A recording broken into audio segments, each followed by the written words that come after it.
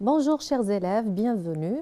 Je me présente, c'est Madame Aktouf Wassila, professeure d'enseignement secondaire langue française. Aujourd'hui, on va traiter un sujet de langue française bien sûr, destiné à la filière sciences expérimentales, gestion, génie mécanique et maths techniques. Lisons notre texte, nos questions. Ensuite, on passe aux réponses. Le texte, la communication est la base de notre vie et pas seulement de nos jours où nous sommes tous connectés à travers de multiples réseaux sociaux comme Facebook ou Twitter. La communication a toujours été la clé du développement de l'être humain. Par exemple, avec l'apparition de l'écriture, il y a plus de 5000 ans. La vraie communication, celle qui a le plus d'impact, celle qui est directe d'homme à homme, est bien plus ancienne et elle n'a pas changé.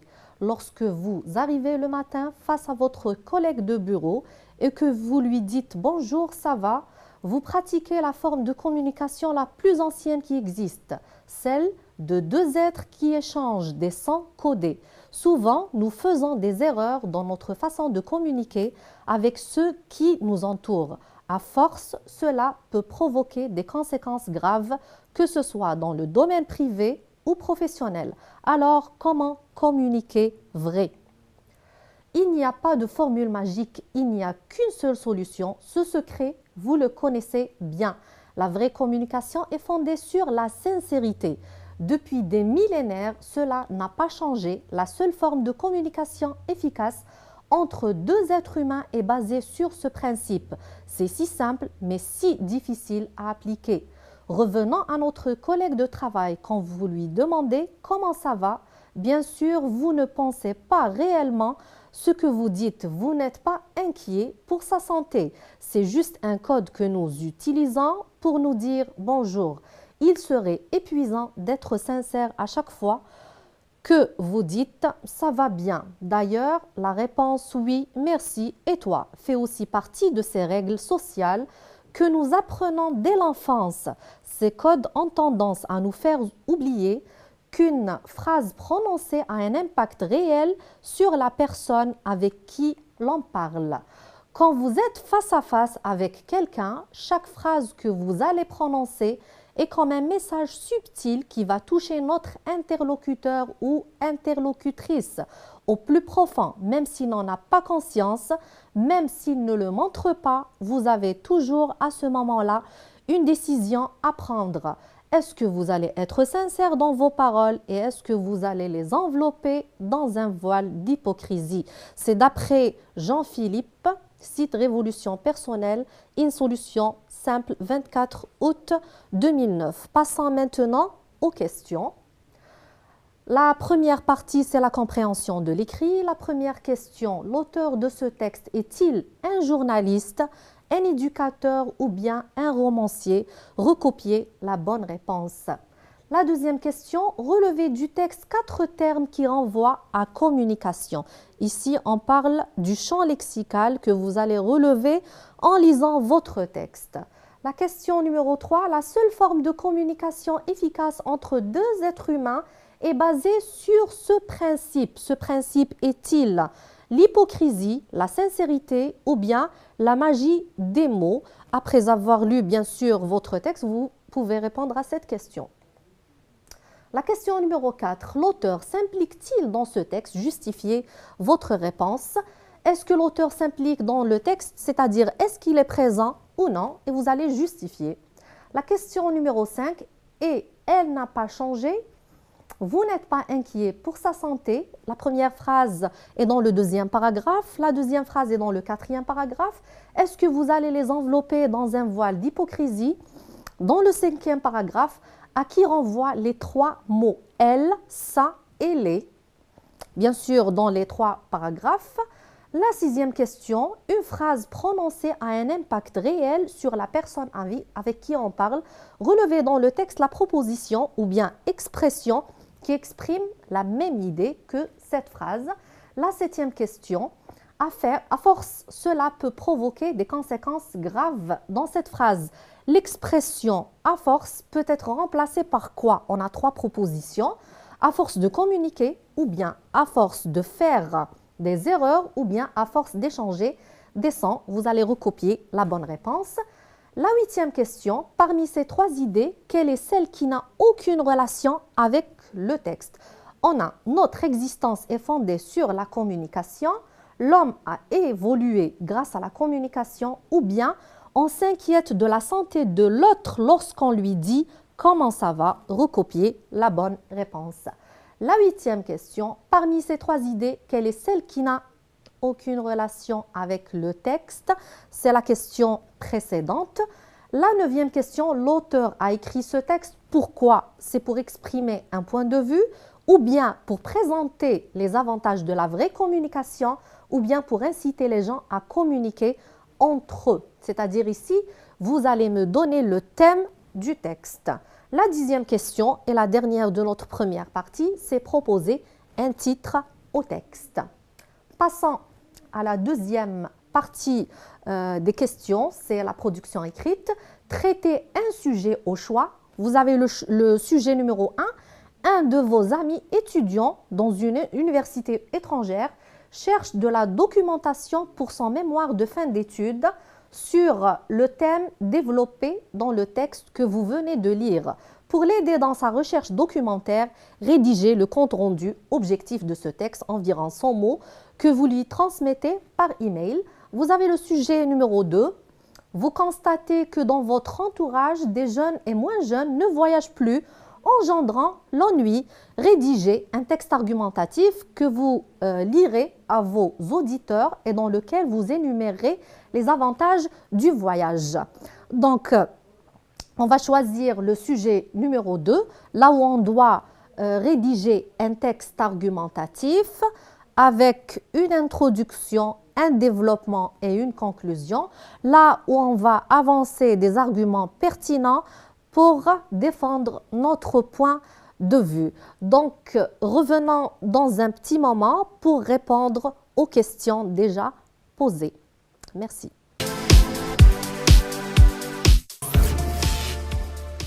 Bienvenue chers élèves, on va voir les réponses des questions posées auparavant, après la lecture de notre texte et bien sûr la lecture des questions. Voyons les réponses. La première réponse.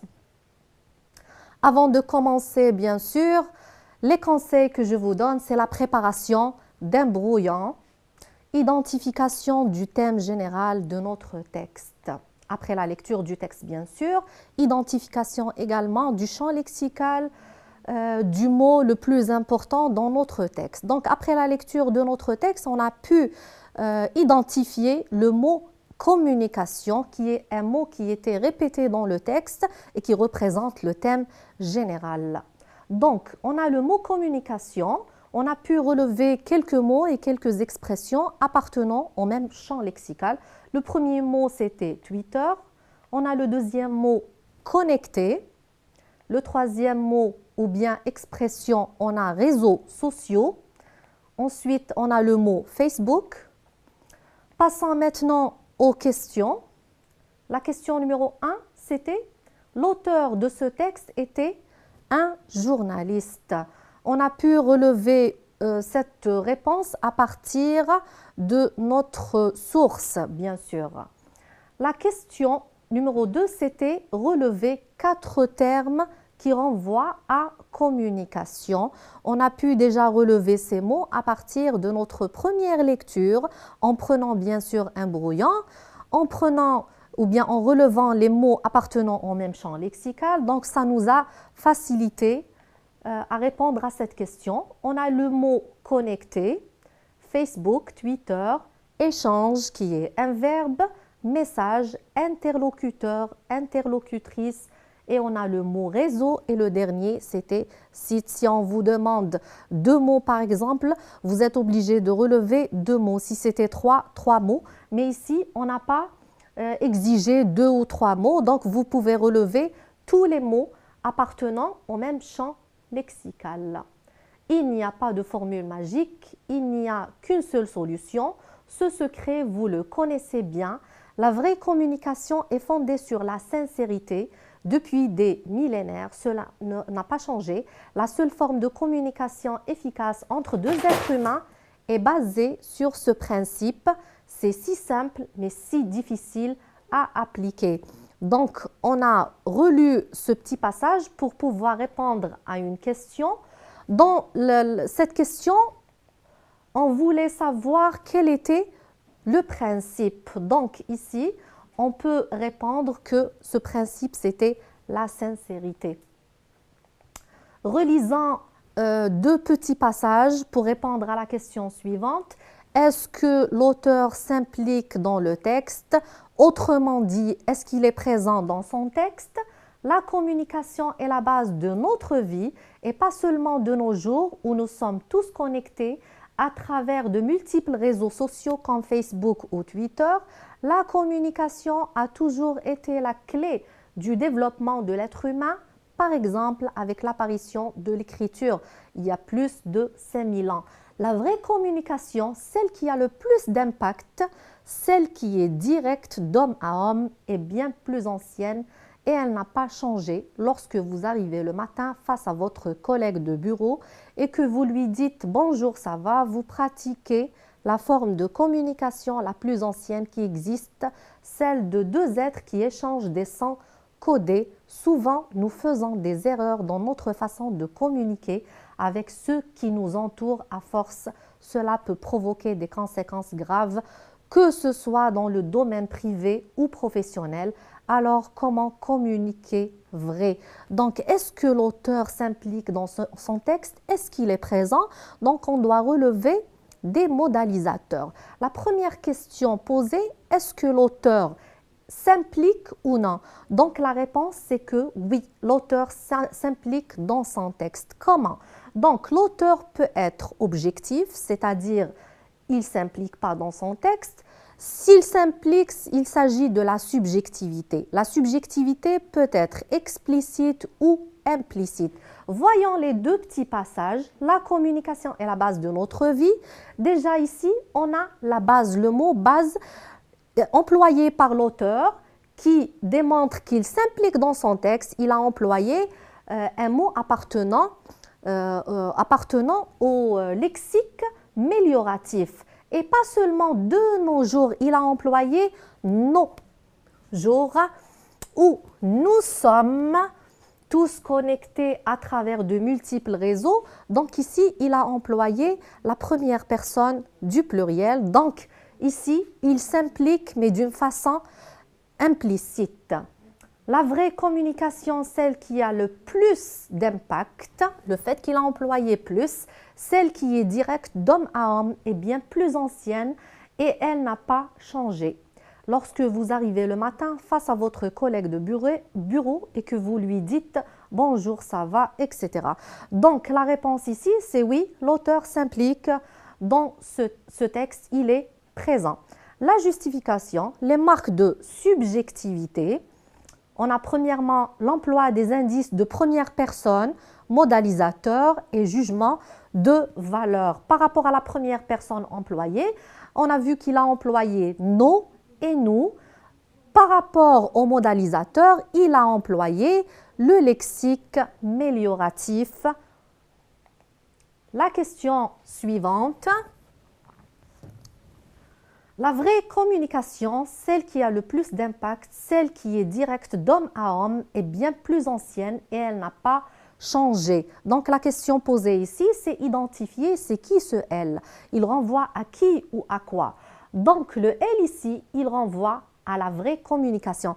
Relisons notre phrase pour identifier est-ce que vraiment c'est la vraie communication. Donc la vraie communication, celle qui a le plus d'impact, celle qui est directe d'homme à homme, est bien plus ancienne et elle n'a pas changé. Donc la question qu'on doit poser pour identifier qui est ce elle, qui n'a pas changé, automatiquement on va retrouver la bonne réponse, c'est la vraie communication. Et on appelle la vraie communication ou bien le mot qui a été remplacé par le pronom elle, l'antécédent. Passons à une autre phrase pour identifier ce qui a été remplacé par ça. Revenons à notre collègue de travail quand vous lui demandez comment ça va. Bien sûr, vous ne pensez pas réellement ce que vous dites, vous n'êtes pas inquiet pour sa santé. Donc la question posée, vous n'êtes pas inquiet pour la santé de qui? automatiquement, la réponse est ici, c'est le collègue. Donc, autrement dit, on aurait pu dire « Vous n'êtes pas inquiet pour la santé du collègue », mais c'est juste pour éviter la répétition, on a employé ça. On a la suite de la même question. La question c'était « Les » a été remplacé par quoi? Relisons notre petit paragraphe. Quand vous êtes face à face avec quelqu'un, chaque phrase que vous allez prononcer est comme un message subtil qui va toucher votre interlocuteur ou interlocutrice au plus profond, même s'il n'en a pas conscience, même s'il ne le montre pas, vous avez toujours à ce moment-là une décision à prendre. Est-ce que vous allez être sincère dans vos paroles ou est-ce que vous allez les envelopper dans un voile d'hypocrisie? Donc la question posée, vos paroles, où est-ce que vous allez envelopper quoi? La réponse, c'est les paroles. Donc les paroles, c'est l'antécédent. Passons à la question suivante. Une phrase prononcée a un impact réel sur la personne avec qui on parle. La proposition ou bien l'expression qui exprime la même idée, c'est que qui va toucher votre interlocuteur ou interlocutrice au plus profond. C'est une question de compréhension. Passons à la question numéro 7. Bien sûr, on va répondre. À force, cela peut provoquer des conséquences graves. Dans cette phrase, l'expression à force peut être remplacée par quoi? C'était, on avait bien sûr 3 propositions. Notre existence, plutôt, la réponse c'était à force de faire des erreurs. On a pu choisir une réponse parmi les 3 proposées. Passons à la question numéro 8. Parmi ces 3 idées, quelle est celle qui n'a aucune relation avec le texte? Est-ce que notre existence est fondée sur la communication ou bien l'homme a évolué grâce à la communication ou bien on s'inquiète de la santé de l'autre lorsqu'on lui dit « comment ça va ?» Donc la réponse, on s'inquiète de la santé de l'autre lorsqu'on lui dit « comment ça va ?» Passons à la question numéro 9. L'auteur a écrit ce texte dans quel but? Si on dit pour, c'est dans quel but? Est-ce que c'est pour exprimer un point de vue ou bien pour présenter les avantages de la vraie communication ou bien pour inciter les gens à communiquer entre eux? Donc la bonne réponse, c'est exprimer un point de vue. On a pu déjà identifier qu'il s'agissait d'un texte argumentatif, là où l'auteur exprime son point de vue. La 10e et la dernière question de la première partie de notre sujet, proposer un titre au texte, accepter tout titre en relation avec notre thème. On peut donner un titre le plus simple, la communication. Donc, passons à la deuxième partie de notre sujet, c'est la production écrite. Donc, on a choisi le deuxième sujet. Vous constatez dans votre entourage des jeunes et moins jeunes qui ne voyagent plus, engendrant l'ennui. Rédigez un texte argumentatif que vous lirez à vos auditeurs et dans lequel vous énumérez les avantages du voyage. Donc, on a choisi le deuxième sujet pour rédiger un texte argumentatif. À chaque fois que vous allez faire votre production écrite, il faut bien sûr souligner les mots-clés. Qu'est-ce que je dois faire dans mon sujet? La première des choses à faire, c'est rédiger. Le mot-clé, c'est rédiger. Je dois rédiger quoi? Est-ce que ça sera un texte narratif, argumentatif, explicatif? Donc, je dois rédiger un texte argumentatif. Sur quoi? Sur quel thème? Le thème, c'est les voyages. C'est-à-dire, dans notre entourage, des jeunes et moins jeunes ne voyagent plus, engendrant l'ennui. Rédigez un texte argumentatif que vous lirez à vos auditeurs. Bien sûr, dans un texte argumentatif ou n'importe quel texte, on a 3 parties, une introduction, un développement et une conclusion. Qu'est-ce que je dois rédiger dans mon introduction? Automatiquement, dans une introduction, on doit donner le thème général de notre production, c'est-à-dire je dois parler des voyages. Dans la deuxième partie, qui est le développement, je dois avancer des arguments pertinents pour défendre mon point de vue? Est-ce que je suis pour les voyages? Si oui, je dois donner des arguments pertinents pour défendre mon point de vue. Et dans la conclusion, la dernière partie, je dois trancher, je donne une globalisation concernant le thème proposé. Donc, je vous donne un exemple, une rédaction. On a une première partie, l'introduction. L'expérience et l'observation sont nos meilleurs maîtres et c'est pour les rechercher qu'il est bon parfois de quitter notre coin et de courir les pays. La deuxième partie, d'abord, j'ai utilisé des articulateurs, le voyage en nous dépaysant, en nous tirant du déjà vu et de l'accoutumé, en nous procurant le choc bienfaisant de la surprise, nous renouvelle, nous fait retrouver la fraîcheur et la souplesse de l'âme, nous procure mille occasions de vibrer, d'admirer, de nous enthousiasmer. Ensuite, les voyages élargissent notre horizon intellectuel. Ils sont, dirons-nous, une perpétuelle leçon des choses. C'est en cours d'excursion que l'esprit s'enrichit le plus directement et le plus sûrement. Rien ne vaut voir de ses yeux, entendre de ses oreilles, se rendre compte par soi-même. De plus, les voyages nous mettent en défiance de nous-mêmes. Ils nous libèrent des étroitesses d'esprit, des préjugés, des partis pris. Ils nous enseignent à observer les hommes et les choses sous divers aspects, à nous placer à différents points de vue. Ils incitent à d'utiles comparaisons et prouvent à l'évidence que le bien et le mal, le juste et l'injuste se rencontrent partout.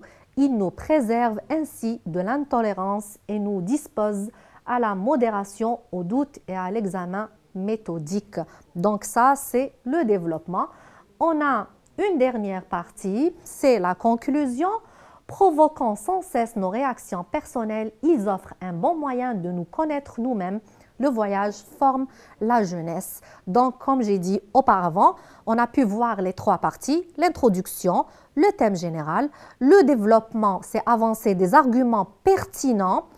On peut avoir, c'est-à-dire avant de donner l'argument, on peut donner des articulateurs et on peut donner même des exemples. Et on a la dernière partie, c'est une globalisation par rapport à notre point de vue. Le thème, c'était le voyage.